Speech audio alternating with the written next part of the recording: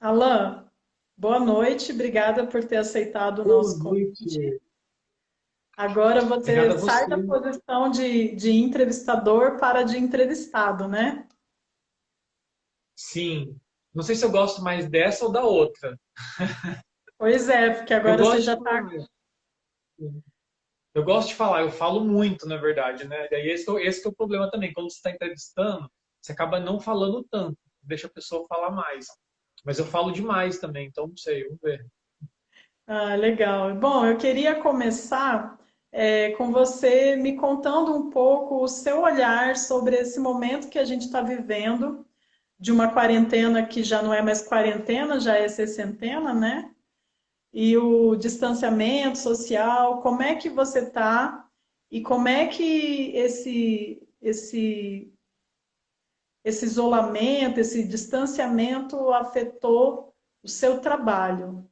Me conta um pouquinho disso. Então, na verdade, eu já passei por muitas fases dentro desse período todo, né? A primeira fase, logo que a gente parou tudo e aí começou a surgir os primeiros casos aqui, eu fiquei com muito medo, assim. Acho que o primeiro sentimento que vem é o medo, inclusive, da morte, assim. Você não sabe como é que funciona isso. Quem vai pegar, como você vai pegar, se você vai pegar. Tenho pais que já são de idades, eu fiquei naquele pânico de querer ir ver, mas eu tenho medo de ir lá ver e de alguma forma contaminá-los, enfim. Os primeiros dias foi de muito medo, assim, os 15, 20 primeiros dias. Depois eu não sei, eu fui me acostumando, sabe? Eu fui me acostumando com a coisa, e a sensação de pânico foi diminuindo um pouco. Eu não estou mais tão isolado assim, eu tive que voltar para algumas coisas. Eu trabalho quase 80% home office em casa. Mas eu vou de vez em quando até assim para resolver coisas mais burocráticas e financeiras, né? Tem coisas ligadas ao administrativo para fazer que eu não consigo fazer daqui, por exemplo. Aí eu tenho que ir até lá. Quando eu vou é um problema, assim, porque daí tem que ter um ritual na hora que chega em casa de limpeza, enfim. Fui algumas vezes ao mercado, só que daí eu também escolhi alguns mercados específicos, vou em horários específicos. Já cheguei em mercado em horário e voltei para trás, não tive coragem de entrar, tinha muita gente. É, enfim, eu tenho um problema porque eu tenho rinite, né? Eu tenho rinite e sinusite. Então, de manhã, amanhã para mim é muito ruim. Eu espirro e, e tosso muito durante todos os dias de manhã, seja de inverno, verão. Então eu evito de sair de casa esse horário porque as pessoas saem correndo quando eu espirrar. Eu não consigo não espirrar. E a máscara, então, faz você espirrar ainda mais, porque aquilo te incomoda, né? Então eu não saio de casa de manhã, por exemplo. Eu tento sair só depois do almoço, que é que melhora um pouco tudo isso, né? Para as pessoas não acharem que eu estou doente e virar um problema, né? Mas assim, Axel, eu meio que estou me acostumando. Não sei se isso é bom ou se é ruim, mas eu tô acostumando com tudo isso, sabe? Atrapalhou no começo, mas há um bom tempo já, até mesmo dentro do Forfel e dentro das minhas atividades, eu já não estou mais tão ligado à parte de criação. Eu não tenho mais, não estou mais dirigindo, não estou mais produzindo. Assim, eu estou há muito tempo já, há algum tempo, fazendo mais trabalhos de produção, mais ligados à administração, à gestão. Então eu consigo fazer isso remotamente, eu consigo fazer tudo no computador. Então, Uhum. assim, tirando os primeiros dias de muito medo, e agora sim, o que está me pegando mais mesmo é a falta de contato com as pessoas. Isso está me incomodando muito, né? Até quando eu vou, as poucas vezes, eu tô indo para casa dos meus pais a cada 15 dias. Então, por exemplo, se eu vou para lá, eu não entro em contato com ninguém, além do Renan, que mora comigo, né? Eu não entro em contato com ninguém, tento não entrar em contato com ninguém, pelo menos há 7 dias, 8 dias, até poder ir para lá. Eu tento ficar mais de uma semana sem contato com outras pessoas para não ter perigo de pegar alguma coisa e levar para eles, né? Mas chego lá também não pode abraçar, não pode chegar perto, é um contato estranho, sabe? É bem estranho isso, assim. Isso está me incomodando mais, não poder ter contato com as pessoas mesmo, não poder conversar com amigos, não poder me relacionar, me encontrar com pessoas. Isso acho que está mais me pegando agora. E por outro lado, vocês também precisaram fechar o Arena, né? Que vinha É. produtivo, fazendo várias coisas e está de portas fechadas. E para mim, o Arena, ainda bem que a gente tem um espaço assim, porque o Arena, para mim, também acho que me ajudou a não pirar. Porque eu não precisei ficar dentro de casa especificamente. E como a gente fechou a Arena antes até de todo esse movimento da pandemia, antes de a gente ser obrigado a fechar pelo decreto, nós já tínhamos fechado uma semana antes. E então as pessoas não estavam circulando pelo Arena, não tinha circulação. Então, quando eu estava muito sufocado de ficar dentro de casa, eu ia para lá, trabalhar lá. Eu e o Renan, a Uhum. gente ia para lá, a gente ficava o dia lá, né? Então, aí era outra coisa, sabe? Você sair de casa, você poder circular para um outro espaço, lá é grande, né? Então, enfim, a Arena foi acho que foi uma válvula de escape para eu não pirar mesmo nesse momento, assim. Foi uma bênção ter o Arena, assim. Sim. Bom, eu queria começar a nossa conversa é, na questão da sua história e da sua trajetória de um modo bem cronológico mesmo, porque o objetivo desse projeto é fazer esse registro das pessoas que Uhum, têm atuado na arte e na cultura da cidade nesse momento, essa geração. Então, eu queria que você me uhum. contasse, Alan, dos seus primeiros contatos. Como foi que você caiu nesse rolê da arte e da cultura? Como que isso chegou até você? Quem te apresentou? Escola. O meu primeiro contato com teatro foi na escola, e acho que é por isso que eu tenho um vínculo tão grande ainda com teatro e escola, teatro e educação. A gente, eu fui um dos privilegiados, assim, minha família não é uma família carente, assim, né? Meu pai e minha mãe, quando eu nasci, eles já tinham, minha mãe já era concursada do Estado, já era professora, já tinha o seu salário, meu pai também era concursado do Estado, trabalhava com segurança na UEM, né? Vigia da universidade. Então, assim, eu tinha algumas condições, mas, assim, eles nunca me levaram ao teatro. Eu ia em cinema, em outras coisas, mas teatro eu nunca fui. Com a minha família, não, assim, né? Na infância. Então, o meu contato com o teatro sempre foi pela escola. Quem me apresentou peças de teatro, quem me apresentou, tudo foi a escola.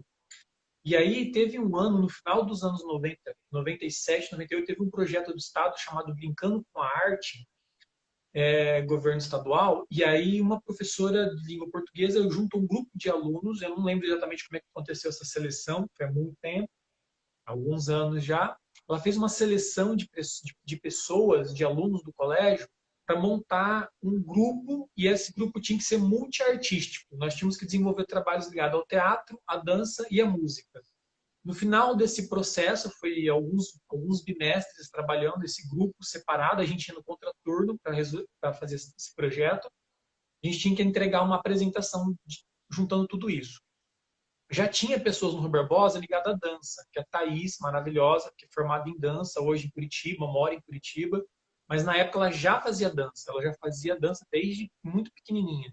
Já tínhamos pessoas no colégio já ligadas à música, o Diogo já tocava, já dava aula, inclusive, começou a fazer violão e música muito jovem. E teatro, tinha eu, a Vanessa, a Flávia, mas a gente não era do teatro, a gente era os que gostavam de aparecer na escola. A gente era os que estava sempre em tudo, participava de tudo, e aí acho que por isso que a gente foi convidado. Quando acabou o projeto, porque são projetos são governo, são projetos não são de estado, são de governo, né? Então acaba o governo, acaba tudo. Eu já peguei vários projetos, mais educação, brincando com a arte, fera. A cada novo governo é um novo projeto. Essas coisas Hum. não continuam, né? E quando acabou o projeto, o grupo não acabou. Nós continuamos juntos, aquele grupinho que a professora montou, nós continuamos juntos fazendo coisas independentes. Nós começamos a querer fazer teatro. É, enfim. E aí a gente precisava de um nome para esse grupo. A gente precisava de um nome. E todas as vezes que a gente se juntava na casa de alguém para ensaiar, era muita zona. Era muita bagunça. Porque a gente tinha o horário no colégio, onde a gente estava junto com a professora, que ela passava algumas orientações, mas o resto dos ensaios a gente fazia na casa das pessoas. E era muita bagunça. E aí um dia a mãe de uma menina lá falou: ah, vocês fazem muito forféu demais, não dá para aguentar vocês aqui, né? E quando a gente acabou o projeto, a gente precisava do nome para o projeto, a Vanessa, vamos botar Forfel? Vamos botar Forfel, e ficou Forfel. Esse grupo acabou, essas pessoas, eu saí do Rui Barbosa, né? Essas pessoas acabaram, as pessoas foram embora, cada um foi cuidar da sua vida e eu quis continuar fazendo teatro. Aquilo me encantou, eu gostei muito daquele período. E aí, como eu já tinha condições de vir para Maringá, né? Só que vir para Maringá era difícil no final dos anos 90, assim, porque não era pista dupla, era pista simples, não tinha muito trânsito. Hoje você demora 10 minutos para chegar em Maringá de carro. 15 quando você pega trânsito. Na Sim, isso época porque era no a mínimo gente a gente está falando de Guatemi, né? Onde você Iguatemi, morava distrito. e É. estudava e onde começou a fazer teatro no distrito de Guatemi, no Colégio Estadual Rui Iguatemi. Barbosa, né? Rui Barbosa. Exatamente, tudo isso aconteceu em Guatemi. E exatamente, é boa. Porque às vezes para mim é óbvio, mas não é, né? Você tem que falar que eu sou de Guatemi, na verdade, né? E aí era muito rápido, era muito demorado e muito perigoso vir para Maringá, porque era um trânsito, você demorava no mínimo 40 minutos, sempre acontecia acidente, então você sempre tinha muitos problemas, então as pessoas não vinham muito para Maringá. E aí eu quis continuar, depois que o grupo se separou, eu quis continuar fazendo teatro. Eu comecei a vir procurar coisa em Maringá. Aí eu conheci, a Nauem estava tendo um projeto, não era o TUM ainda, não era o curso do TUM ainda, era algumas coisas estavam começando. E o Lutero estava dando uma oficina, ia dar uma workshop, uma oficina, não lembro exatamente o que era. Eu fiz um mês com ele. Só que era para maior de 16 anos. Ele não trabalhava com criança. E eu não tinha ainda, eu tinha 15. Tinha acabado de fazer 15. Com cara de 11. Né? E se eu hoje, com 36, as pessoas falam que eu tenho cara de 20 e pouco, imagine com 15. Eu tinha cara de 11 anos, né? E aí eu passei o Miguel lá para ele, falei que tinha 16, ele, ok, foi com a minha cara, deixou eu fazer. Foi o primeiro contato que eu tive assim, com alguém ligado de verdade ao teatro. Eu fiz uma oficina, um workshop inteiro de algumas aulas. Foi o primeiro professor de teatro, assim. E aí, depois disso, eu comecei a procurar coisas em Maringá para de teatro. Todas as vezes, antigamente, quando vinha uma peça global, sempre vinha uma oficina também. Eu já fiz oficinas com atores globais. Acho que eu fiz uma oficina a que mandou o vídeo lá para Regina Duarte, de Moba Ai, falar que doença.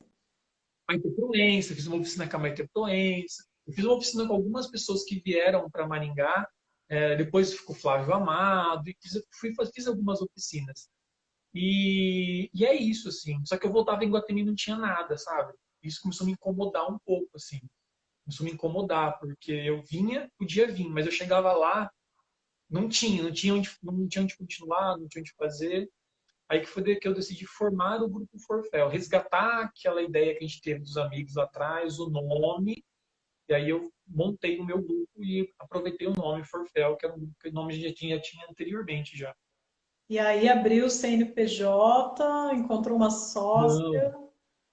não, o Forfel, quando a gente abriu, quando eu montei o Forfel, eu convidei amigos mais novos que estavam no Barbosa, né, para montar o grupo. A gente começou a fazer peças, nós começamos a apresentar só dentro da escola. Aí depois já tinha inaugurado o Paulo Freire, que é uma escola municipal lá de Guatemi. Nós íamos apresentar também no Paulo Freire, tinha auditório. Ficamos uns 2 anos nessa produção escolar. E aí veio Fera. Aí surgiu Fera, que era um projeto do governo federal, do governo estadual, do, do Requião, onde você levava alunos de todas as escolas do Paraná para uma cidade específica. Eles ficavam durante uma semana fazendo atividades artísticas. E Sim. aí, para você participar do Fera, você tinha que ter um professor que era responsável pelo grupo que ia participar. E eu não tinha um professor responsável pelo Forfel, a gente era independente, né? Nessa época, minha mãe era diretora da escola, então eu conseguia, por exemplo, usar quadra para ensaio, eu conseguia usar o pátio para ensaio, era mais fácil a negociação com a direção, entende? Aham. Porque eu usava o drama familiar assim, para conseguir usar os espaços da escola para fazer coisa, né? Só que mesmo assim era muito difícil. Eu tinha muito problema dentro do Rui Barbosa, porque eu não era mais aluno do Rui Barbosa, mesmo minha mãe estando na direção, foi o último ano que ela ficou na direção, ela estava saindo já da direção, mas eu tinha muitos problemas lá com a gestão, com a secretaria, e aquilo me incomodava muito, assim, falei, putz, eu preciso de uma pessoa que me ajude a falar, assim, me ajude a me colocar no colégio, assim, e as pessoas me escutem. E aí veio a Neucilene. A Neucilene era uma professora, foi minha professora de língua portuguesa, né? Quando ela chegou em Iguatemi, ela foi a primeira turma que ela assumiu, foi a minha. Ela tinha dado aula para mim já. E ela era muito enérgica, assim. Nossa, ela fazia.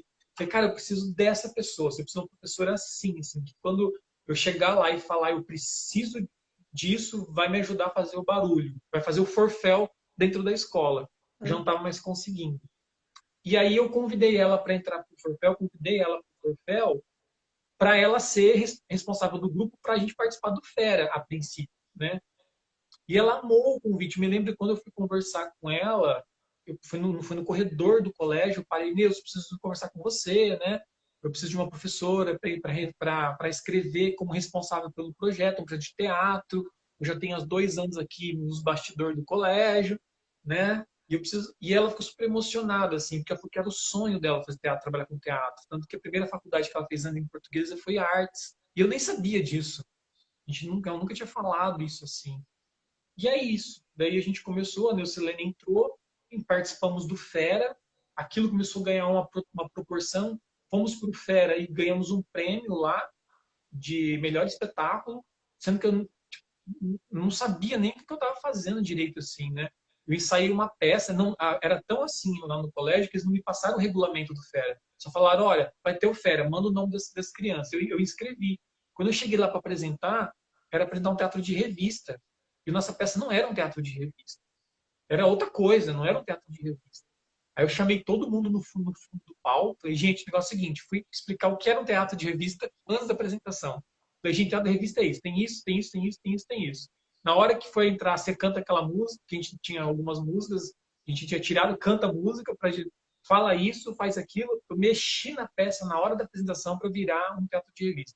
E a gente acabou levando o prêmio, inclusive, de melhor espetáculo do Fera. Isso deu um gás, assim, para as pessoas que queriam participar, e a gente começou. Só que essas crianças também foram crescendo, né? Isso o Renan tinha o quê? 8 anos. A Mari, que entrou aí agora, a Mari que está aqui, Mari Sarachi, tinha 11 anos, se eu não me engano, quando ela entrou no Forfel. E Aí a galera de 11, de 12. ela tá super nostálgica aqui, comentando várias coisas, já lembrou até o personagem que ela fez, que era a Velha América. Sim, exatamente. O Foi uma pessoal senhorinha relembrando. maravilhosa. E aí eles foram crescendo e foram saindo, e eu fui me dando um vazio, vai acabar de novo isso. Daí a gente decidiu abrir inscrições, então, para quem quisesse participar. Porque daí isso a gente nós já tínhamos apresentado várias vezes para o próprio colégio, então todo mundo conhecia o Forfel. O colégio já conhecia o Forfel, depois do FER e depois de algumas outras coisas que nós fizemos. Então, quando a gente abriu inscrição para quem quisesse participar do Forfel, deu 60 inscritos. A gente teve 60 inscritos. E Legal. isso, esse número grande de crianças querendo participar do Forfel sempre foi muito grande dentro do Barbosa. Eu fiquei durante uns 4 anos com pelo menos 4 turmas de teatro. A gente tinha turmas de manhã, à tarde, no sábado de manhã, sábado à tarde, domingo de manhã, as crianças de teatro. Então, foi bastante. Lá em Guatemi foi bastante gente que passou pelo Forfel. E aí você precisou fazer seleção ou pegou os 60 e foi esperando o ritmo A natural do... seleção é o ritmo natural. A gente nunca fez seleção, nunca de nenhuma forma, assim. A gente tentou uma vez, assim, e todos esses espetáculos que a gente montava sempre era dinheiro do bolso, assim, meu e da Neucilene. As crianças a gente nunca queria que elas participassem de alguma forma financeiramente. Nem arrecadando dinheiro, nem nada disso, porque pra gente elas eram crianças. E a gente achava que esse tipo de compromisso e responsabilidade não era legal, assim, né? Tinha outros grupos que faziam, ok, mas a gente não era o que a gente gostava de fazer. Teve um ano que a gente, inclusive, colocou uma mensalidade, um ano só, de R$ 5 na época, e era voluntária, espontânea. Quem quisesse pagar R$ 5 por mês para fazer o teatro, para ajudar nesses figurinos, nesses cenários que a gente fazia. Cara, um monte de gente saiu. E aquilo, eu falei, nossa, as pessoas não têm R$ 5. E não era obrigatório, era voluntário, assim. Mas eu acho que era ruim para a pessoa também saber que o outro tá dando e eu não tô dando, sabe? E tô fazendo também. Essa mensalidade durou um mês só. E aí a gente cortou isso e nunca mais teve isso também. A gente nunca mais cobrou e nunca mais teve nada. E essa seleção, ela era com o tempo mesmo. Tinha crianças que gostavam e se interessavam e se envolviam com o projeto iam ficando, né? Ficando, inclusive, até hoje. Outras foram ficando um tempo. Teve crianças que ficaram 4 anos, 5 anos, 3 anos, e aí hoje fazem outra coisa da vida. Mas ficaram durante o período da escola inteiro dentro do Forfel ou fazendo parte do Forfel. Uhum. Faz um tempinho que o Forfel, né, não monta mais nenhum espetáculo, mas vamos lembrar os espetáculos que foram montados e lembrar o nome, mais ou menos, assim, e alguns momentos marcantes nessa trajetória em que o grupo esteve mais ativo em cima dos palcos. Então, as primeiras peças que a gente começou a montar foi em contexto escolar, né? E aí para participar das mostras dos festivais estudantil, né? Aí a gente apresentava, eu montava a peça com essa temática, assim, ou peças que eram condizentes com a idade, com o discurso também que eu conseguia ter com essas crianças, né? A gente montou muito a Maria Clara Machado, já cheguei a montar bem no começo o Pequeno Príncipe, porque também eu não conseguia, por mais que eu tentava, eu não conseguia levar um discurso também muito complexo para eles. A gente tentava, assim, mas iguatemi era muito difícil. Eu dei aula lá no primeiro ano do ensino médio, em 2017, eu tinha todos os primeiros anos meus. E eu perguntei assim, quem é que vai fazer isso em 2017? Tá? A gente está falando Forfel 2004, 2005, 10 anos antes disso. Em 2017 eu perguntei para o pessoal do ensino médio, quem vai fazer paz aqui? 3 pessoas levantaram a mão. Eu tenho de todos os meus alunos do primeiro ano. Então, não é uma perspectiva que eles têm lá, entende? Não sei por que a gente tenta mudar isso, mas não chega. Né? Não chega. E antes era menos ainda. Então, uma das coisas que eu fico muito feliz é de todos os alunos que já passaram pelo Forfel, hoje estão numa graduação. E 90% numa escola pública. E 90% são da Humanas, que para mim isso é ótimo. Mas tudo bem, tem uns gatos pingados que é da exatas, mas 90% é Humanas. Isso é ótimo, assim, eu acho que de alguma forma você transforma de algum jeito. Então, no começo as peças eram escolares, né, para participar das mostras, e depois a gente quis participar, que as crianças foram crescendo, eles não queriam mais ficar fazendo a bruxinha que era boa, eles não queriam mais fazer Maria Clara Machado, eles queriam fazer outras coisas. E aí a gente precisava, pô, para fazer coisas melhores a gente precisa de dinheiro, a gente precisa organizar e estruturar isso, né? E a gente montou o CNPJ para poder participar de edital, para tentar participar de montar projeto enquanto produção cultural, né? E aí depois a gente montou daí o Quando o Universo Conspira, acho que foi a peça que a gente mais apresentou. É uma peça infanto-juvenil, porque eu vi o curta-metragem, ganhou o melhor curta-metragem em 2012, 2011, acho que foi, ganhou o prêmio de melhor curta-metragem, estava assistindo TV Brasil e vi esse curta e falei, nossa, que bonitinho isso. Acho que eles vão gostar de fazer assim, porque não é infantil, é mais infanto-juvenil, mas também não é uma coisa muito adulta, porque eles não eram adultos ainda, né? Eles eram tudo adolescentes ainda, na faixa de 15, 16, 17 anos. E aí eu entrei em contato com o autor da peça, que é o Caio Bortolotti, no Rio de Janeiro. Ele gostou do grupo, mandei um monte de coisa. Ele me deu os direitos autorais do espetáculo, ele me cedeu os direitos do texto, e a gente montou. A gente ficou com o Universo Conspira 2011, 2012 e 2013, com o Universo Conspira. Depois a gente remontou o Pequeno Príncipe em 2014. A gente montou de novo o Pequeno Príncipe em 2014. E aí, a partir de 2014, 2015, a gente já parou também a produção de espetáculo por conta da mostra estudantil.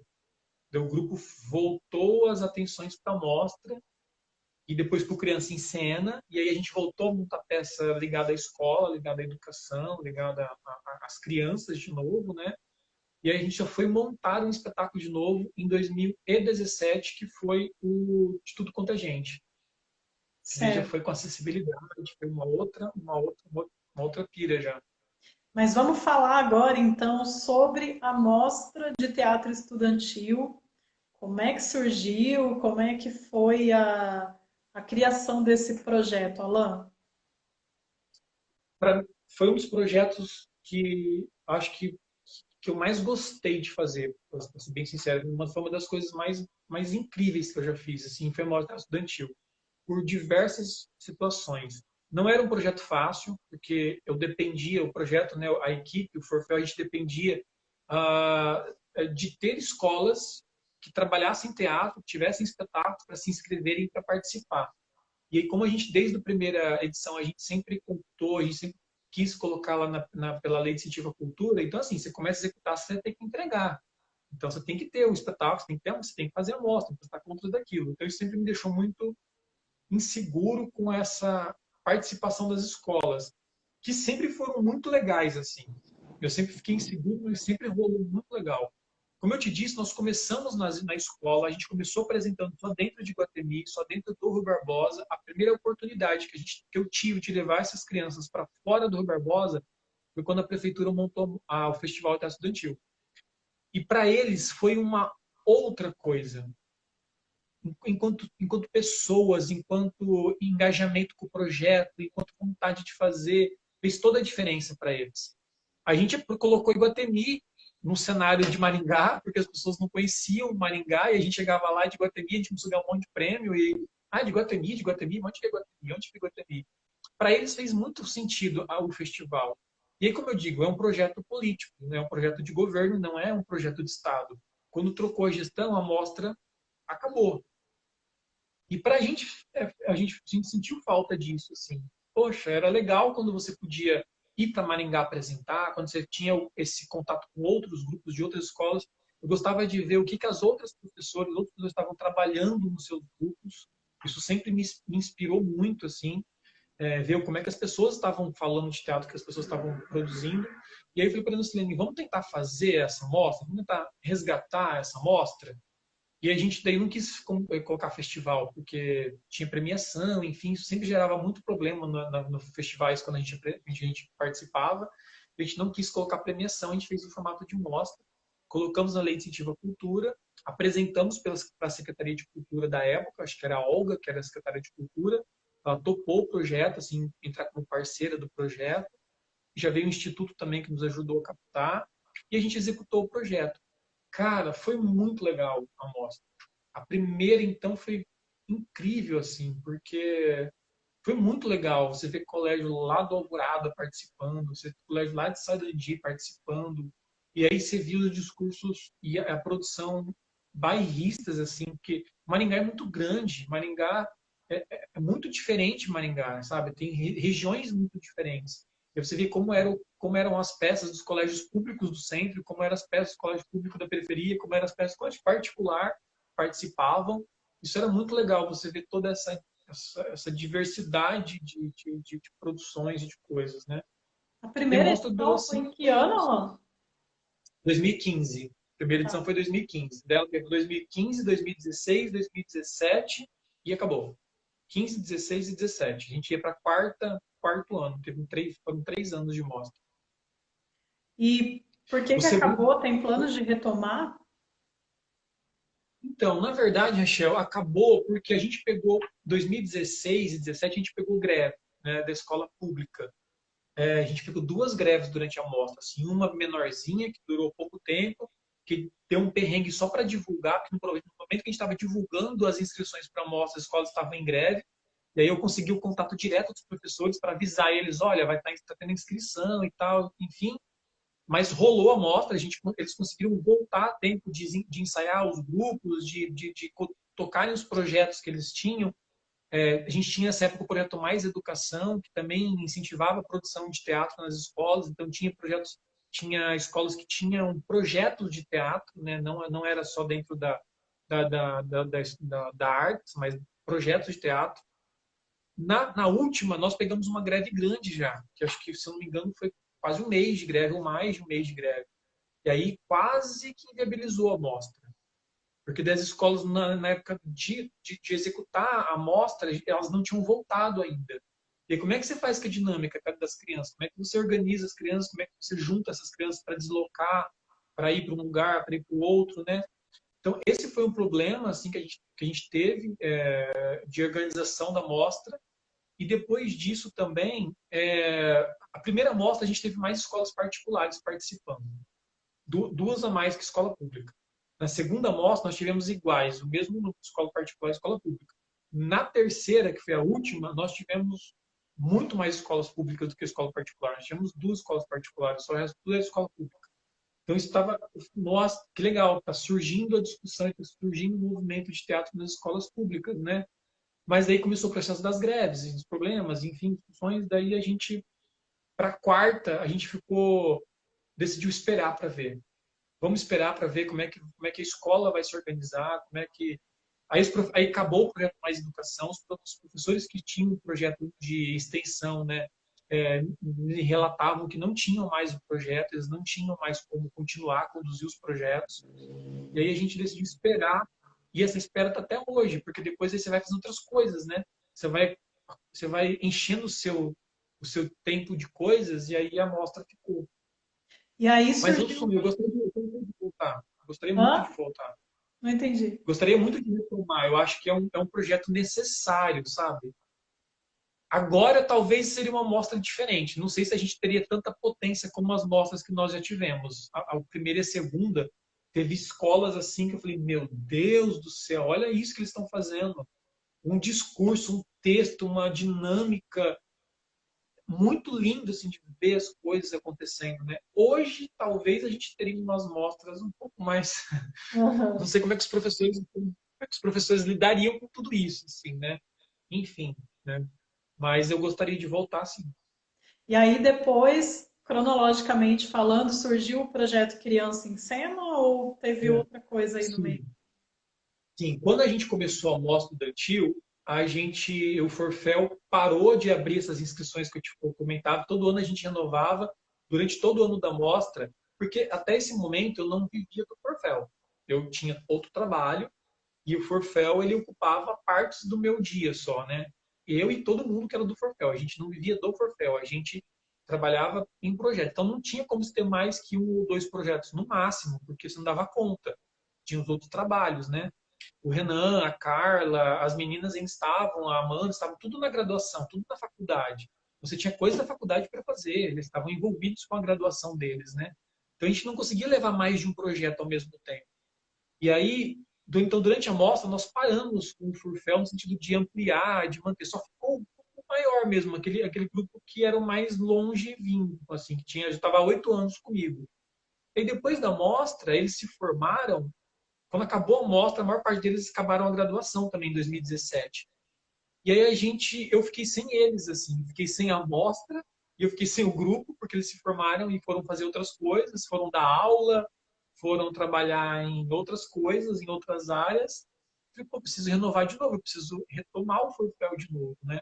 E a gente daí montou o Criança em Cena. O primeiro ano, 2017, ele aconteceu só em Guatemi de novo, né? Como ele já acontecia, o Forfel é de lá, a gente desenvolver em Guatemi.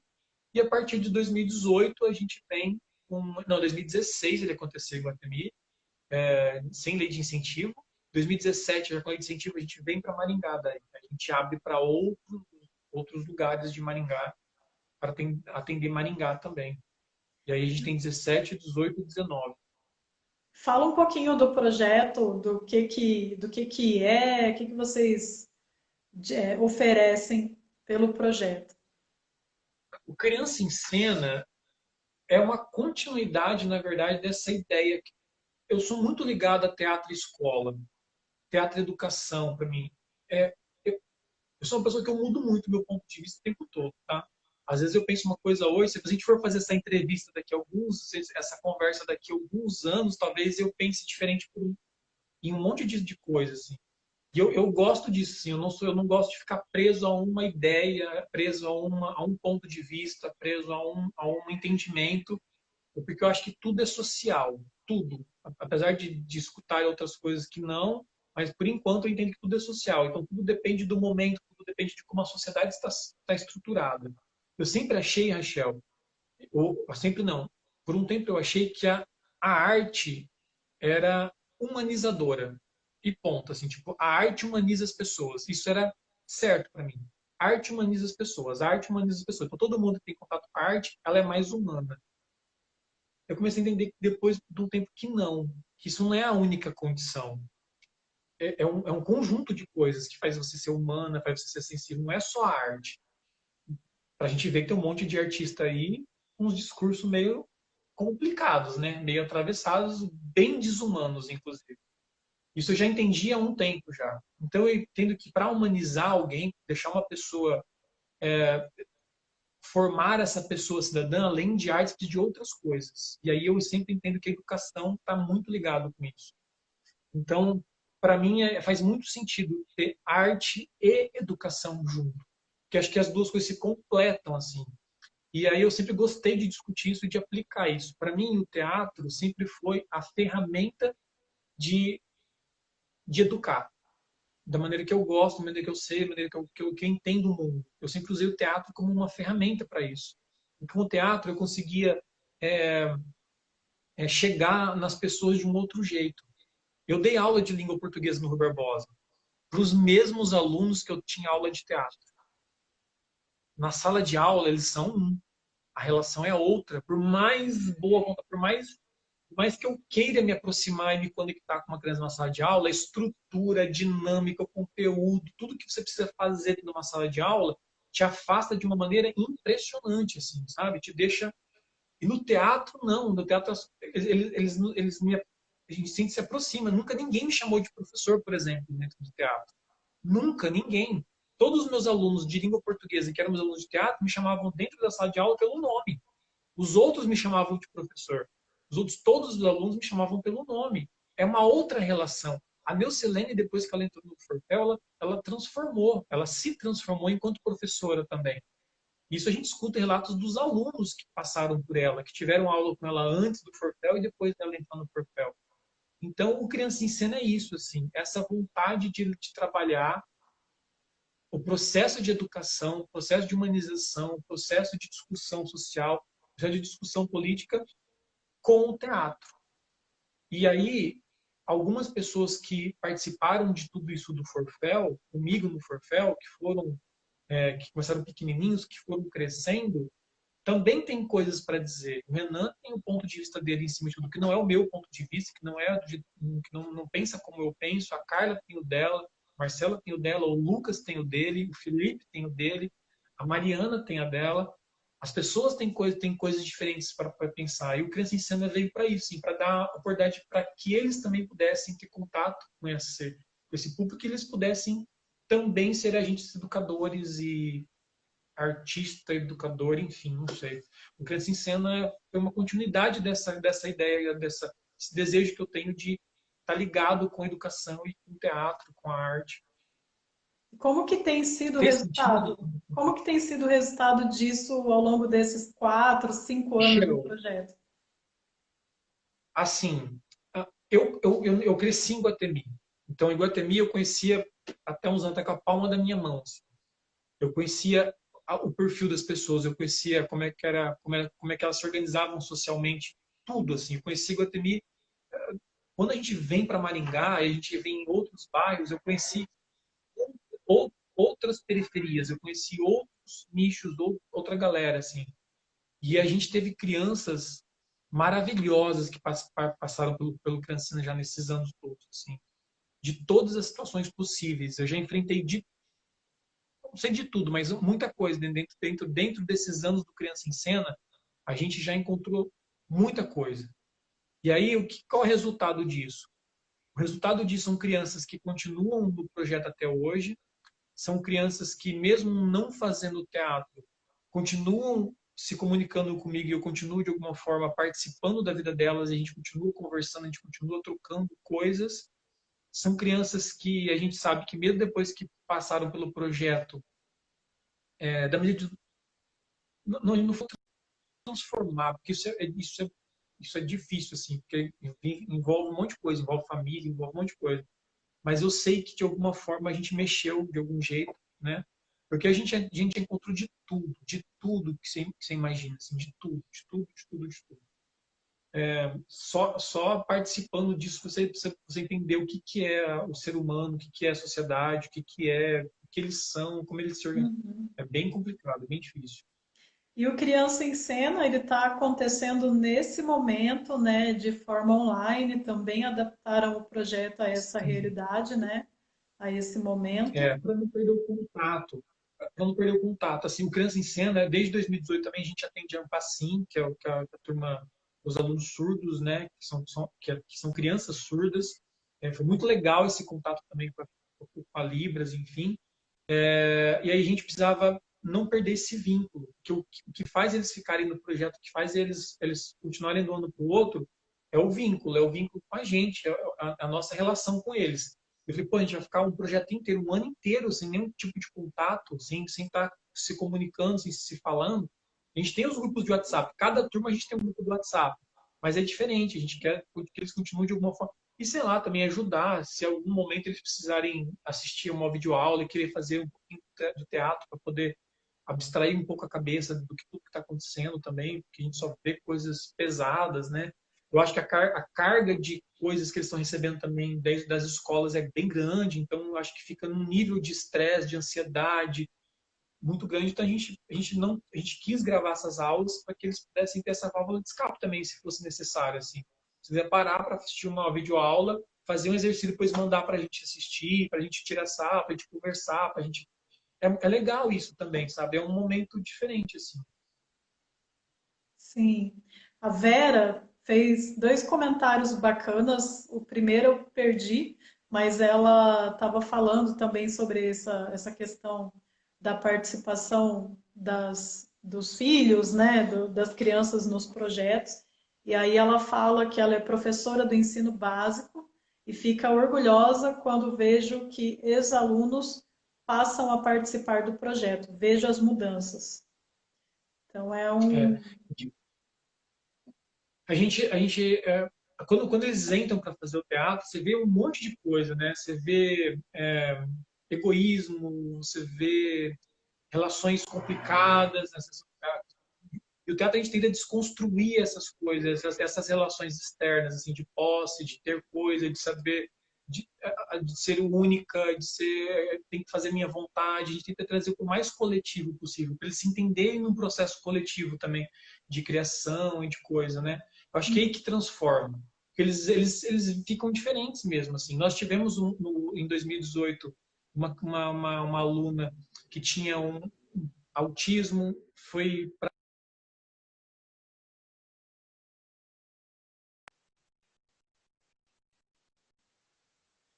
interessante, como é que elas aceitaram. Eu fiquei muito preocupado.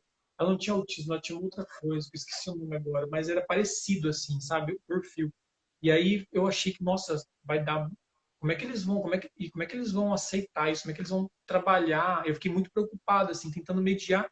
Cara, e foi incrível, assim. Eles abraçaram e trouxeram e a irmã ficava me ligando, nossa, a minha irmã pela primeira vez eu fui ver ela na sala de aula e ela saiu para o recreio para conversar com pessoas, porque no intervalo ela ficava na porta esperando o recreio acabar. E eu vi minha irmã hoje andando pelos corredores conversando com pessoas, assim. É isso, assim, sabe? Você trazer esse tipo de coisa, sabe? Uhum. Desses casos desse jeito, teve muitos, assim. São muitas histórias nesses anos todos. Muitas histórias mesmo. Eu queria que você falasse um pouquinho, emendando também nesse assunto do Criança em Cena, que tem as turmas na Ampacim há alguns anos, né? Falasse um Sim. pouquinho desse interesse do Forfel enquanto produtora na questão da acessibilidade, porque esse não é o único projeto acessível, né? Vocês já fizeram alguns outros. Então fala para mim como é que Tá. surgiu esse interesse e como que foram essas experiências. A Libras entrou na minha vida, assim, caiu de paraquedas. E foi um paraquedas gostoso, assim. Foi uma coisa que ainda bem, assim, que eu aprendi muito com tudo isso. Eu fui assistir uma peça aqui em Maringá, não vou falar de quem, não vou falar de projeto, mas fui assistir uma peça que tinha intérprete há muito tempo atrás, 2000 e bolinha. É, e o intérprete estava no escuro, não tinha luz para o intérprete. Eu lembro que um dos surdos estava assistindo o espetáculo, catou o celular e clareou assim a intérprete, assim, iluminou a intérprete, né? Não clareou, não, iluminou a intérprete. E aquilo me incomodou profundamente, assim, porque estava mexendo com o que eu gostava, que era o teatro, estava mexendo com a minha praia. Como é que alguém não sabe? Como é que alguém faz isso? Traz alguém para o teatro, às vezes foi a primeira experiência que aquela pessoa está tendo e não tem acessibilidade, assim. Eu nunca tinha pensado em acessibilidade, nunca tinha pensado em acessibilidade. Aí eu fui pesquisar como é que você oferece um intérprete. Fui pesquisar principalmente sobre intérprete. Só que daí isso já vem a Libras. O que é Libras? Eu fui pesquisar Libras. Falei, caramba. E aí eu comecei pesquisar, descobri que é uma língua muito rica, com um monte de coisa, com um monte de possibilidades. E aí eu fui pesquisando isso, fui fazendo curso de Libras, participante de coisa, descobri uma tal de poesia surda e arte surda, cultura surda. E caramba, é muita coisa. E aí um dia eu fui lá na UEM assistir uma menina fazer uma palestra, a Vitória, sou apaixonado por ela. Fui ver a Vitória falar sobre poesia surda. E aí, numa das conversas, a Ampassim estava lá, nem sabia que existia Ampassim. A Ampassim estava lá assistindo essa palestra, convidaram um aluno da Ampassim para subir no palco, para fazer na plataforma lá enfim, no palco lá, do Anfiteatro, para fazer uma participação. E o menino, pequenininho, deu um show de expressão corporal, de negócio. E tava eu, o Renan, do lado, falei, cara, olha isso. Eles nasceram prontos para fazer teatro, porque a comunicação já é visual, né? Já é tudo aquilo, né? E aí a gente foi estudar Libras para tentar fazer teatro em Libras, assim, para tentar trazer a Libras para o teatro e envolver a Libras no processo de teatro, tentar fazer junto. Procurei um passinho para falar, olha, eu gostaria de dar aula de teatro para essas crianças, olha, que audácia. Gostaria de trabalhar teatro com essas crianças. A diretora me olhou assim, sabe falar Libras? Não, mas eu vou ter um intérprete que vai me ajudar. Olha, você vai dar a teatro como intérprete. Contratamos uma intérprete para nos acompanhar os primeiros anos. E aí, Rachel, foi a segunda... Na minha vida eu tive vários tapas na cara, assim. Teve vários momentos que as coisas falaram, opa, se coloca no seu lugar, que o mundo é muito diferente do que você está imaginando. Então, você... E o contato com o Ampassim foi isso. Assim, quando eu e Renan, nós chegamos lá para dar teatro para as crianças, nós fomos com todo o nosso conhecimento de teatro, todas as nossas experiências de criança em cena anteriores, do corpo e tudo. Chegamos com quase tudo pronto assim para eles. E a hora que a gente chegou lá, nada daquilo funciona. Porque é uma outra relação com tudo, uma outra relação com o mundo, uma outra relação com tudo, né? Com a maneira de se comunicar, com a maneira de ser. E a gente falou, opa, a gente vai ter que aprender junto, a gente vai ter que trazer isso para exemplo, eu te falei isso, mas eu pedi para um aluno da Ampassim, né, do Sur, fazendo uma cena, atender o telefone numa cena, uma improvisação. Atende o telefone. Ele catou o telefone e fez assim. Na hora que ele me estranhou, eu fiquei muito incomodado, mas eles não. Eu parei a cena e falei, para, por que você está atendendo o telefone assim? Ah, porque eu tô falando telefone, mas ele falando em Libras, né? No telefone. Eu falei, o surdo não atende telefone assim. Ele, é verdade, a gente não fala assim, a gente fala. E como que o surdo fala no telefone? Ah, a gente fala pelo celular. E, cara, olha isso. A gente leva tanta coisa pronta para eles, a gente dá tanta coisa pronta, que a gente não se preocupa com o que eles são, que eles só reproduzem isso também. Porque eles viam atender telefone no cinema, eles viam telefone nas séries, eles amam Chaves. E aí, eu falei, não, vamos fazer uma coisa própria, a gente tem que construir isso próprio. E aí, cara, isso não para nunca. E toda vez que você começa num processo, nunca tem fim. Sempre eu descubro uma coisa diferente, uma coisa nova na Libra, sempre eu descubro alguma coisa diferente, alguma pessoa diferente, alguém que vem e me inspira a fazer outra coisa. E eu vejo uma coisa e já me inspira a fazer uma outra coisa, e isso não para, né? E aí não é só Libras, depois eu fui estudar acessibilidade, audiodescrição, tudo que envolve acessibilidade para um evento artístico, por exemplo. E aí realizou o espetáculo de tudo quanto é gente, que tinha Libras, audiodescrição, e vocês interpretando em Libras também, né? Então, assim, a gente sempre foi muito ousado, assim, porque o elenco não sabia Libras, assim. Uma das pessoas que também eu tenho que agradecer muito de todo esse processo ligado a Libras foi a Fran, porque eu pensei em fazer essa peça antes mesmo de conhecer a Ampassinha, eu queria fazer uma peça com Libras. E todo mundo me falava que era impossível. Todo mundo que sabia Libras já falava, gente, não dá para falar e fazer Libras ao mesmo tempo. Não dá para falar e fazer Libras ao mesmo tempo. Não dá para falar.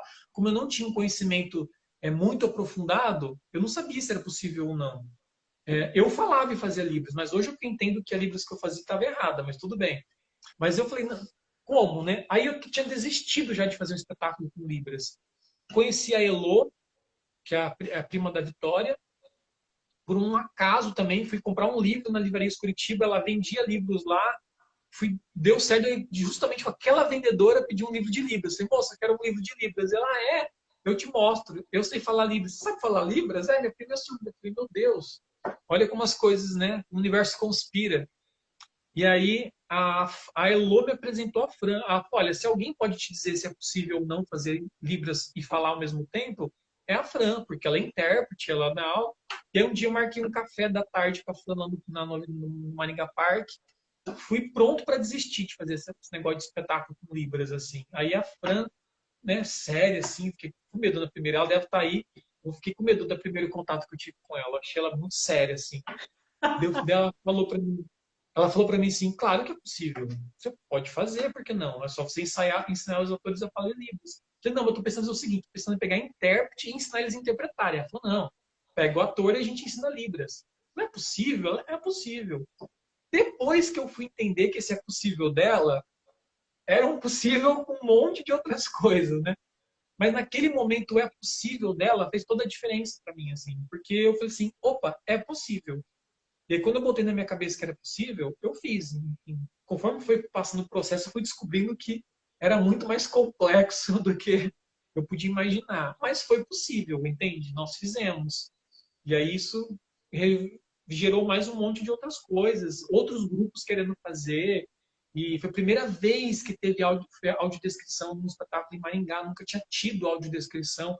Eu não tinha cabine oficial, assim, que você comprar uma cabine de audiodescrição não cabia nos teatros de Maringá. Eu tive que construir uma cabine para poder fazer.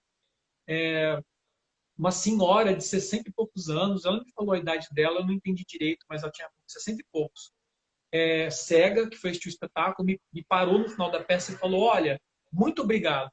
Porque eu ficava imaginando o que era teatro. As pessoas ficam falando teatro, teatro, teatro. Eu nunca tinha ido no teatro. Gente, 60 e poucos anos, eu nunca fui no teatro.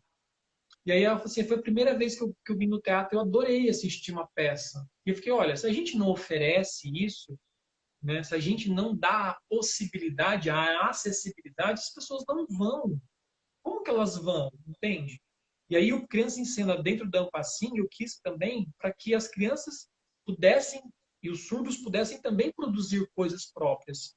Né? A última peça, inclusive, as duas últimas peças que a gente fez na Ampacim, foi inteirinho em Libras. Quem teve intérprete foi o ouvinte, que eu e a Fran ficava fazendo voz das crianças. A Elora fez a voz ano passado, retrasado, porque daí o ouvinte que precisa de intérprete, porque é próprio deles, a linguagem deles, eles no palco. E a gente sempre briga também, a gente sempre discute isso, a gente sempre conversa sobre isso, sobre que o público surdo eles não participam muito das coisas quando tem intérprete, né? Eu brigo para eles irem, enfim.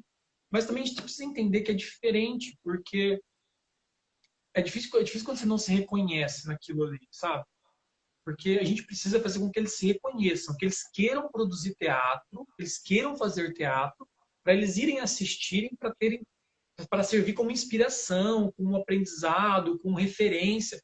Se for lá só para assistir, sempre assistir, vai perder o interesse. Porque, Rachel, é outra discussão.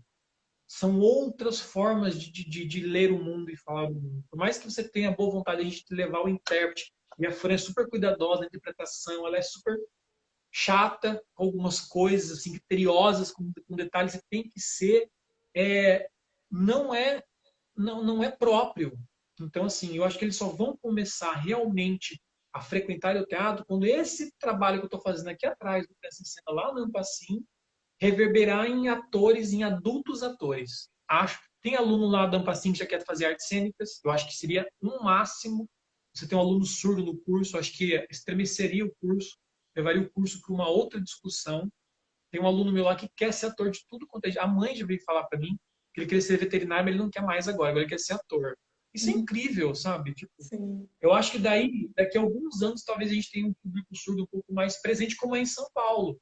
Porque lá eles têm uma produção própria, eles têm os grupos deles, os nichos deles, têm os sarais deles, os slams deles.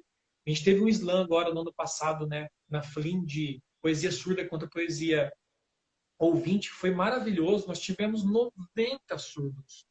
Quando eu imaginei que em Maringá a gente tem um público de quase 90 surdos no evento. Veio surdo de Londrina, veio surdo de Apucarana, veio surdo do Paraná inteiro para participar para ver um slam. E a gente, claro, trouxe o Léo Castilho, que é uma referência para eles lá de São Paulo. Mas ok, porque é referência. Eles vieram para ver o Léo Castilho também, entende? Enfim, não sei. Talvez até lá, daqui a alguns anos, a gente tenha produção própria e aí a gente vê esses grupos se misturando um pouco mais também. O Léo, o Veneral, né? O Guilherme Veneral, tá lá em São Paulo agora fazendo. Não sei se tá, não sei nem onde ele tá, coitado. Essa pandemia, não sei se voltou para Maringá, está lá, faz tempo que eu não falo com Aham. ele. Mas ele foi lá para a SP para fazer ligado a Libras, o teatro ligado a Libras, né? Ele e o Léo já fizeram o teatro com interpretação, com Libras também. Sim. É isso. Você vai estimulando pessoas a fazerem também. Queria aproveitar para deixar um beijo para a Fran, que está online, que está comentando e que também agradeceu aqui pelo trabalho que você faz, que eu faço também como produtora, oferecendo alguns espetáculos em Libras. Franciele Lopes, nossa intérprete favorita, ela fez um comentário aqui dizendo que não é acessibilidade para cumprir lei, mas acessibilidade linguística com qualidade. E também É fala isso. que o Slam foi sonho. Realmente foi um projeto muito lindo, muito legal, sempre lotado, né? Eu prestigiei um pouco. E Sim. deixa eu te A gente fez falar, depois disso. Pode falar. com essa história do problema técnico que a gente teve no começo, eu não marquei exatamente o horário que a live começou, mas eu imagino que a gente já está indo para os minutos finais. Sim. Então, eu queria falar um pouquinho sobre o Arena das Artes. Eu queria que você me contasse um pouquinho desse sonho, desse espaço. Se você quiser finalizar alguma coisa sobre Libras, e aí a gente já emenda no outro assunto. Eu acho que pode ser. O Arena. Bom, a gente, enquanto todos esses anos de Forfé, de Criança em Cena, a gente sempre teve um volume muito grande de coisas, né? Sempre tinham muitas peças. No Criança em Cena são sempre uma peça para cada turma. A gente sempre finaliza com eles fazendo um espetáculo. Então, a primeira necessidade mesmo foi de espaço, espaço físico. Porque a gente tinha coisa na casa da Neucilente, coisa no meu apartamento, coisa na casa da Ai, minha mãe, coisa apareceu na a casa da Carla. contagem, Alô. A gente volta no parte 2 para falar do Arena. Tá. Que é o que tinha faltado, né? Então, na verdade, como te disse, assim, nesses anos todos de Criança em Cena e de Forfel, a gente tem um volume de coisa muito grande, sabe? De ocupação de espaço mesmo. Então, tinha coisa espalhada para todos os lugares. Tinha na minha casa, na casa da Neucilene, na casa da minha mãe, na casa da Carla, na casa da Marcela. E essas coisas começaram a estragar e a se perder. A gente sempre sabia que tinha uma coisa, a gente nunca sabia onde está. E eu falei, Nilson, chega um momento que as pessoas já estavam. Eu falei, minha mãe vai. Minha mãe tinha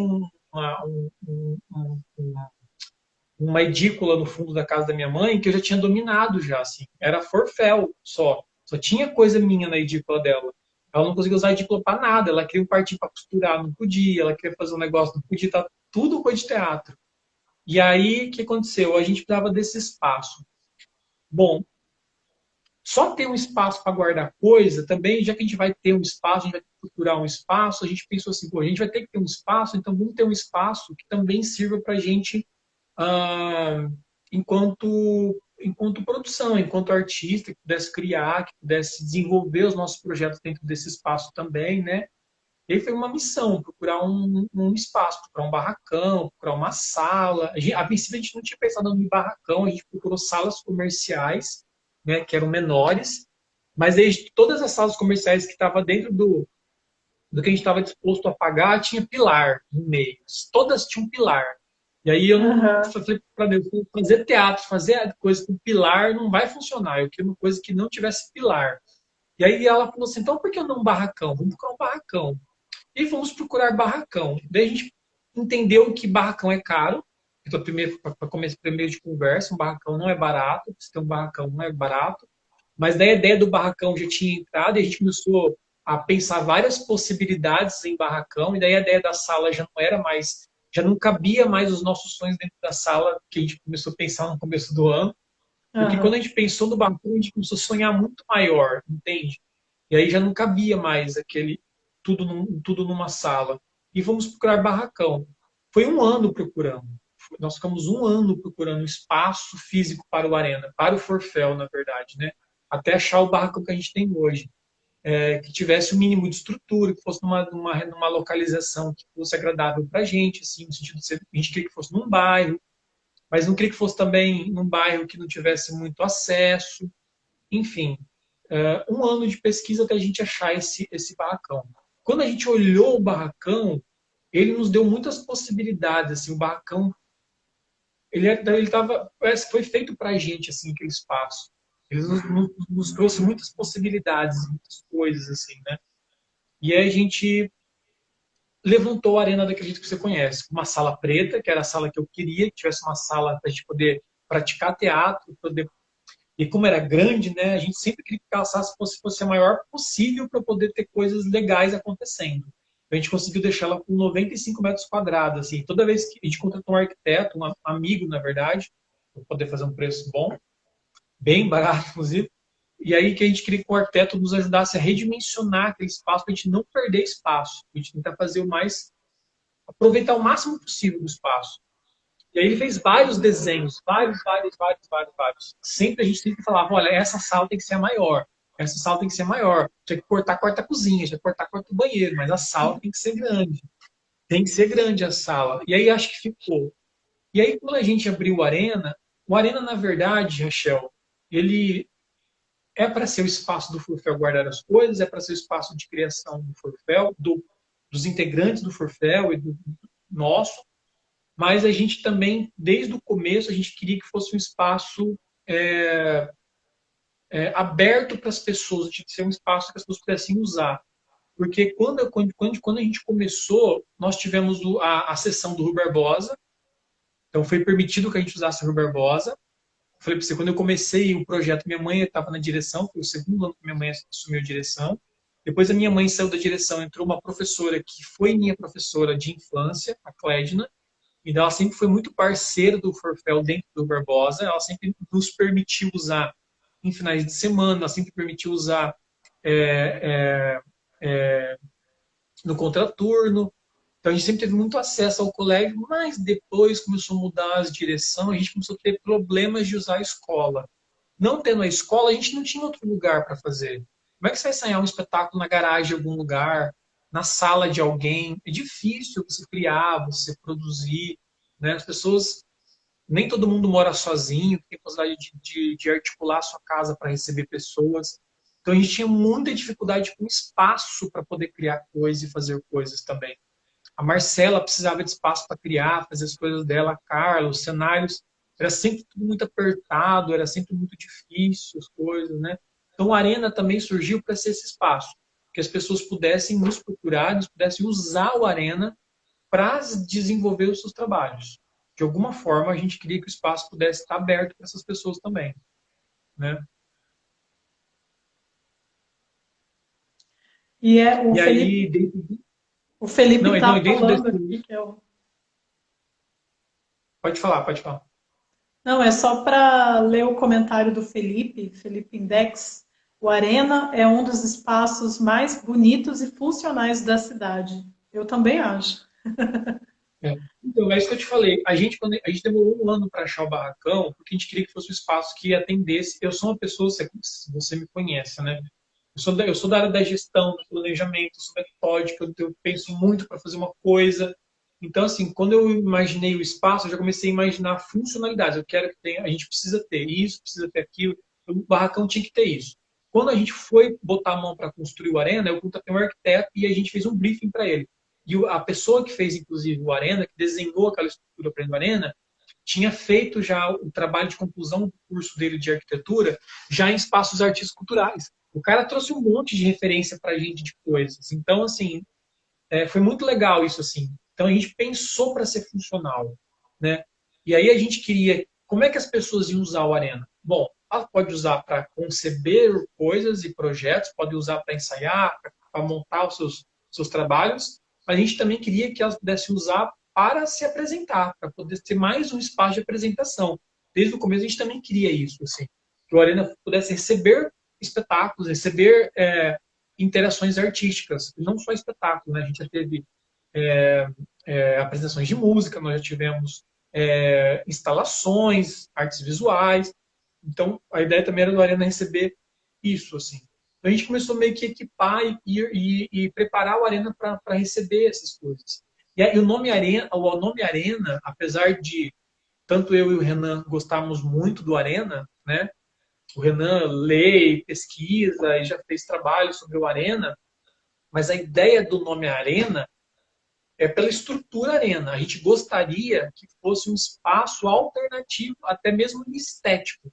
Que as pessoas começassem a pensar num espetáculo, já como o espaço é pequenininho, ele é mais intimista, a gente não queria que as pessoas pensassem no Arena enquanto palco italiano, porque eu acho que é legal aproveitar o intimismo para fazer arena. Está todo mundo em volta, bem perto, e você está sentindo o calor do ator, e tem essa interação toda. Então a gente sempre tentou trazer espetáculos que também dialogassem com a estética do espaço, né? Claro que foram espetáculos também que fizeram um pouco italiano, né? Simularam a estrutura de palco italiano, sem problema nenhum. Nós fizemos isso também com Criança em Cena, enfim. Mas a ideia é trazer peças que tenham outras dinâmicas assim também para acontecer lá.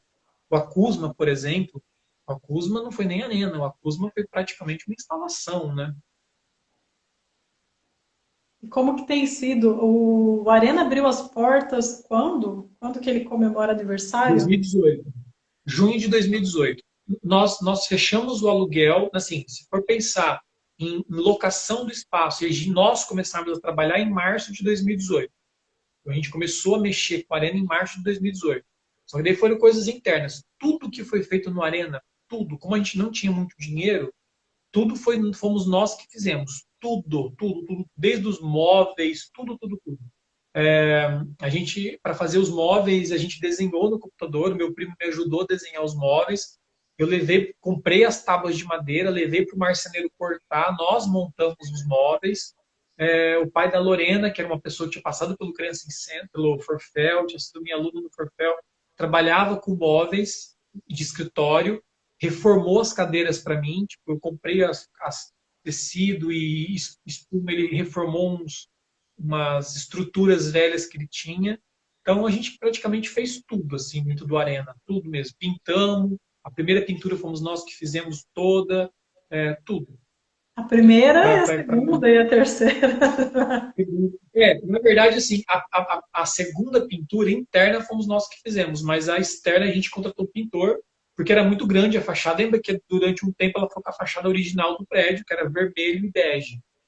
E aí, quando a gente quis pintar tudo de preto, para ficar como estava dentro, é grande, precisava de andaime. A Carla queria subir no andaime de qualquer forma. Ah, não pinta esse negócio, você tá louco, vou deixar você subir no andaime. O negócio tem 8 metros de altura. Eu falei, não, filha, esquece, vamos chamar um pintor. O cara, o andaime era imenso. Eu falei, você não vai subir lá em cima, não. Daí ela desistiu da ideia de pintar. Mas o resto Mas, por dentro a gente pintou tudo. mas é desafiador ter um espaço cultural próprio, né? Nesse momento que a gente está Muito, vivendo, numa cidade como Maringá. muito, de todos os sentidos, assim. É desafiador financeiramente, porque você precisa se reorganizar. Às vezes eu fico falando muito, e aí acho que enche um pouco o saco das pessoas. Acho que até até um pouco isso, por isso que o Miguel me convidou para o ICI quando ele saiu do ICI, porque eu já era muito ligado a essa parte de gestão, de organização. Eu fiz recursos humanos no Sesumar, depois eu fiz uma pós em gestão de projetos. Eu tenho um pezinho na exatas também, porque eu cheguei a fazer informática, né? Fiz todo o curso. Então, eu sempre gostei muito de números, de planejar e de fazer coisas. E às vezes eu fico falando muito disso, de planejamento, estratégia, economia criativa. Mas eu acho que enche um pouco o saco das pessoas que não têm essa ideia voltada para essa parte contábil, fiscal de um grupo, de um projeto, de alguma coisa. Mas, cara, isso é muito importante. Isso é importantíssimo. Eu penso, se você não tem essa habilidade, porque a gente tem habilidades. Se você não tem habilidade, é o que o Romulo falou, sabe? Gruda de quem tem, pede ajuda para alguém que tenha para te ajudar a organizar e planejar. Então, o Arena, eu sempre gostei de planejar muitas coisas do Forfel. Então, quando a gente montou o Arena, a gente tinha um caixa para fazer isso.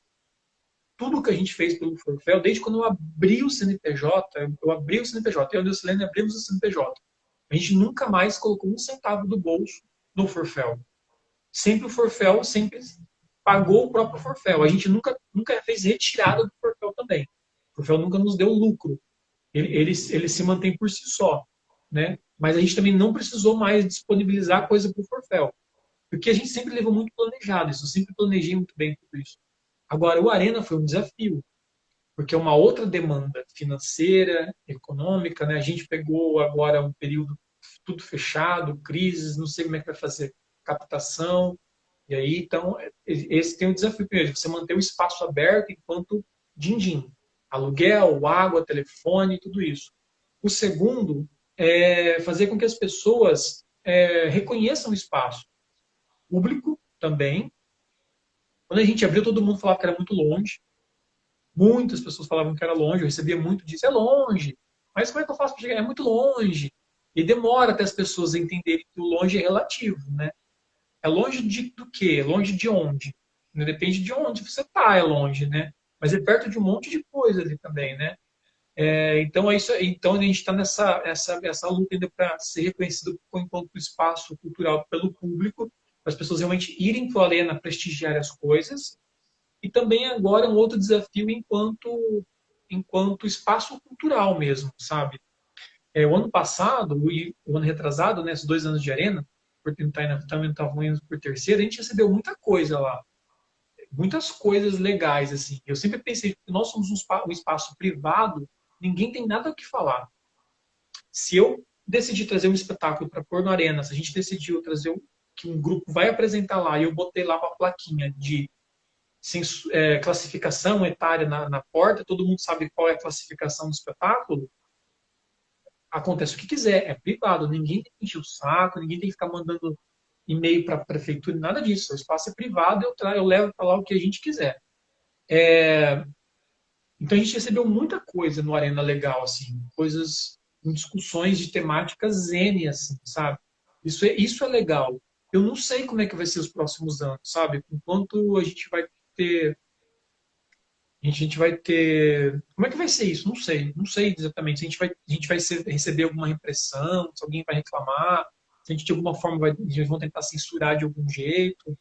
Não sei. Então, não sei o que as pessoas vão propor também. Essa é uma coisa que a gente ficou pensando. E depois também o reconhecimento dos artistas, né? Tipo, poucas pessoas procuraram Arena para alguma coisa, tanto para desenvolver trabalho, quanto para apresentar, quanto para produzir dentro do Arena. Não foi muito ainda. Claro que o espaço é muito novo, né? E a gente não quis colocar o nome do Forfel, quis botar Arena, para as pessoas não entenderem que é um espaço do Forfel. Mas é do Forfel, mas era para ser para outras pessoas também. Enfim, é uma coisa. Só que eu estou lendo aquele livro que você me emprestou, né, nessa quarentena, e algumas coisas eu já estou revendo mesmo. Tem algumas coisas que a gente já começou errado no Arena, né? Podia ter pegado um outro ponto de vista, lendo aquilo que o Galpão faz e fez. Outras coisas a gente já está pensando para o próximo ano já. A gente vai mudar algumas coisas no Arena para o próximo ano. Então é isso. Ter um espaço cultural é um desafio sempre, né? Sempre vai ser um desafio. Vão ser vários desafios, na verdade. Sim. E é isso, que os desafios sejam combustível também para seguir em frente, né? Espero que vocês sempre tenham muita força, muita vontade e de ir superando esses desafios e aprendendo coisas novas a cada dia para seguir nessa gestão, porque ninguém nunca, de vocês, né? Vocês nunca tinham tido um espaço cultural. Então vão Não. aprendendo na execução É. mesmo, como você aprendeu a ser produtor cultural, né? Antes de ter feito Uhum. qualquer coisa e tal. Acho que é uma coisa meio instintiva, né? Intuitiva também. Você vai fazendo pela intuição, aí você descobre que essa intuição às vezes não é, aí você vai tendo que estudar para entender como é que você vai resolver aquilo, como é que você vai modificar aquilo. Então, assim, realmente. Mas eu gosto muito disso também, sabe? Eu gosto de pesquisar. O problema neste momento, se você falar para mim, enquanto como a arena está hoje, meu grande problema é o emocional. Acho que, além de tudo, eu acho que a parte administrativa e estruturada do Arena tá bem. Até o final do ano, a gente tem uma organização financeira, a gente tem uma organização para o Arena ficar ok. O problema Uhum. o particular, sabe? O pessoal, assim. Às vezes eu quero largar tudo. Às vezes eu leio uma coisa de alguém que eu super gostava, ou nem de gostar, mas alguém que eu achava que tinha uma certa relevância e fala umas coisas ridículas. Aí eu falo, porra, não quero mais fazer isso da minha vida, não. Ou às vezes você está fazendo uma coisa para as outras pessoas, porque, tipo, às vezes eu perco horas do meu tempo pensando em fazer coisas para os outros, sabe? Em todos os sentidos, assim, né? Algumas coisas a gente conversa nos particulares, nos bastidores, né? Nem tudo a gente divulga. E aí você começa a receber crítica, você começa a reclamar, aí vem no inbox reclamar, no particular reclamar. Teve uns dias nessa quarentena que eu dei uma surtada, assim, com o Renan, assim. Falei, Renan, cara, chega, não quero mais isso para minha vida. Eu vou pensar em mim. Eu preciso me organizar, eu preciso viver a minha vida e parar de pensar no coletivo, coletivo. Só que daí isso dura alguns dias, assim, algumas horas, na verdade. E depois eu durmo no outro dia, eu já acordo já. Daí a Aline Câmara me falou uma coisa, né? A gente conversando com ela também sobre esses assuntos, ela falou assim, amigo, esquece disso, assim. Quando a gente desenvolve a nossa cabeça, quando a gente para e começa a desenvolver o raciocínio e o pensamento, a gente não consegue mais pensar só na gente. A gente sempre vai pensar nos outros também, no coletivo. E nós somos pessoas que estão o tempo todo pensando. Então não dá. Eu acho que isso é verdade, assim. Não dá mais para a gente pensar só na gente. Eu não consigo mais pensar só em mim, né? Mas às vezes eu dou uma surtada. Então, o futuro do Arena vai depender muito de como a gente sair desse processo de quarentena, sabe? De pandemia também. Porque, por exemplo, gente, faz mais de 45 dias, não, 56 dias, que eu não vejo a Carla, por exemplo. Desde quando a gente fechou a Arena, eu nunca mais vi ela. A gente conversa, eu vejo ela pela tela, eu vejo ela pelo negócio, mas eu nunca mais a vi, entende? E isso, de alguma forma, deve estar mexendo com ela, mexe comigo, né? A gente não está se vendo, a gente não está em contato, né? Não sei. Mas eu acho que faz parte também. Antes de. é, Como que entra na sua história o Instituto Cultural Engá? Fala um pouquinho para gente sobre essa experiência aí no Instituto e o que é o Instituto, que linha de ação vem desenvolvendo aí na cidade. Então, o Instituto vem assim, eu desde 2015, desde a primeira moda estudantil, a gente colocou na Lei de Incentivo à Cultura. E aí, então, eu sempre tive muito contato com a Lei de Incentivo à Cultura. Quando o Miguel foi e aí eu conheci o Instituto em 2015, né? Por conta da mostra, e aí por conta do Criança em Cena também, eu sempre tive eu usava o serviço do Instituto enquanto captador de recurso, enfim. O Miguel sempre me ajudou bastante também, com orientações na parte de gestão, referências. Eu participei de muitos treinamentos do ICI. Quando o Miguel foi para o Secretaria de Cultura, ele me ligou e falou que precisava de alguém para ficar no lugar dele no Instituto, e ele queria alguém que tivesse. Que ele precisava de alguém que ele soubesse que tinha o domínio da lei de incentivo à cultura, que era a maior demanda assim, do ICI, de pessoas que procuravam para tirar dúvida, para apresentar projeto, pepinos que aconteciam no Ministério, a gente precisava resolver através do Ministério. Então, ele queria alguém que tivesse essa habilidade.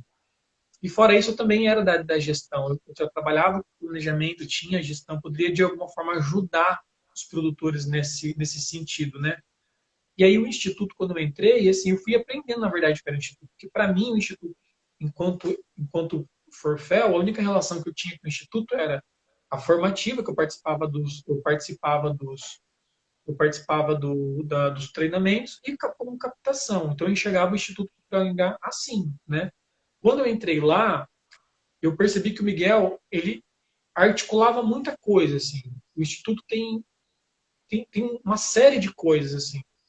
Por exemplo, eu fico o dia inteiro fazendo coisas, literalmente, assim. Tem dia que eu não consigo parar para comer, assim, de tanta demanda de coisa. Porque a gente tem contato com o pessoal do turismo, a gente tem contato com o pessoal das empresas, a gente tem contato com o pessoal ligado às financiadoras, tem contato com o pessoal ligado com o poder público. Então, assim, comercial. Então, são várias instituições que fazem parte, estão ligadas ao ICI, que acabam, às vezes, demanda do ICI, ajuda do ICI. Eu participo de coisas que não necessariamente é da produção cultural, no sentido de ser uma produção cultural de peça, de dança, não. São ligadas a outras áreas da economia criativa, por exemplo. Então, isso me enriqueceu bastante. Eu tive contato com outras coisas que eu não tinha enquanto produtor cultural. Eu tento passar dentro disso aí o que eu aprendi e o que eu aprendo sempre, né, enquanto produtor. Eu tento ajudar de alguma forma. A gente tenta fazer um trabalho de sensibilizar as empresas de Maringá, as empresários de Maringá, a fazer destinação fiscal. E aí não só, desde quando eu entrei no Instituto, eu sempre falei isso para o Miguel, eu não quero só falar de lei de cultura, porque eu sou uma pessoa ligada ao social.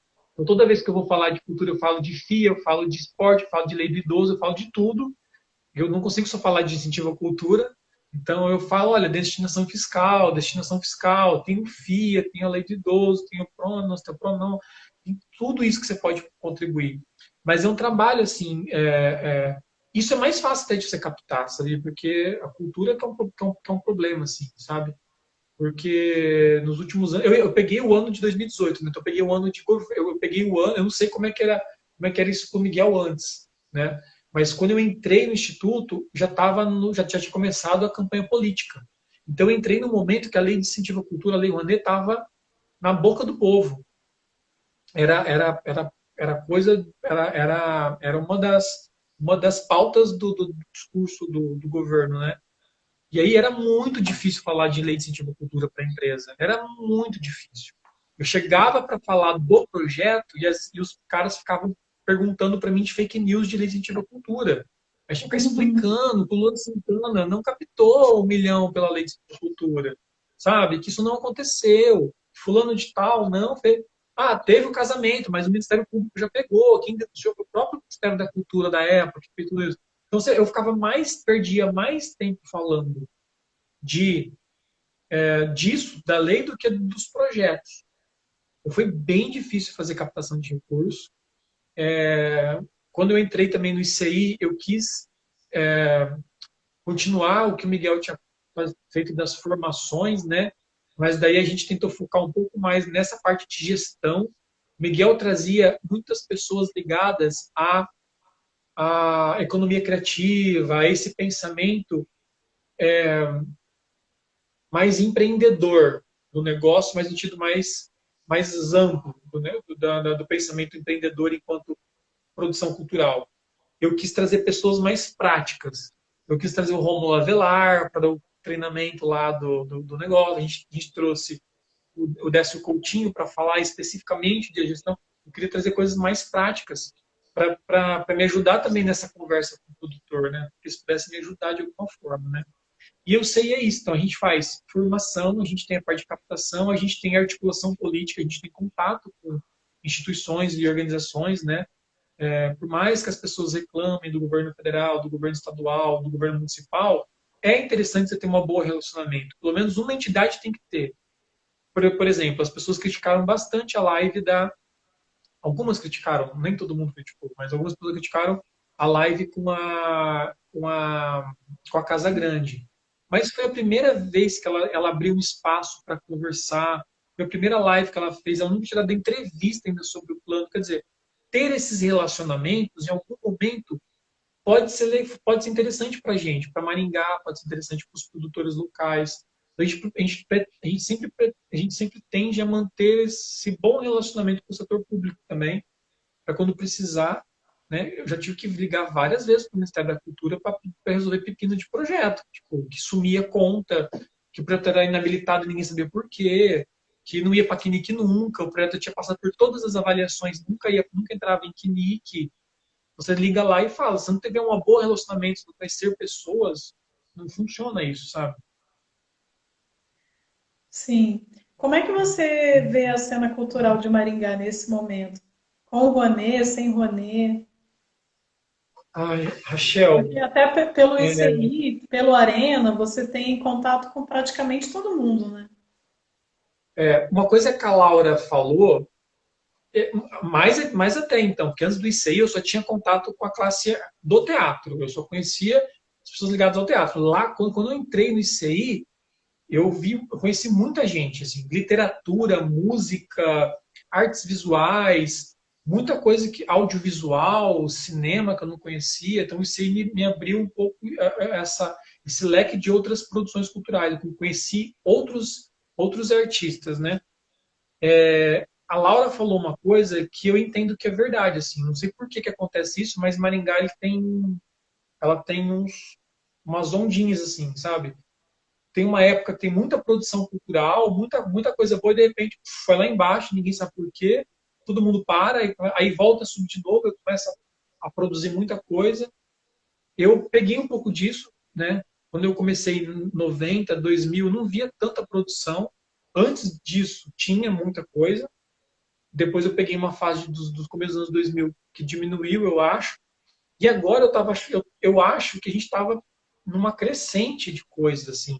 Grupos surgindo, estética surgindo, pessoas saindo da universidade já querendo produzir coisa.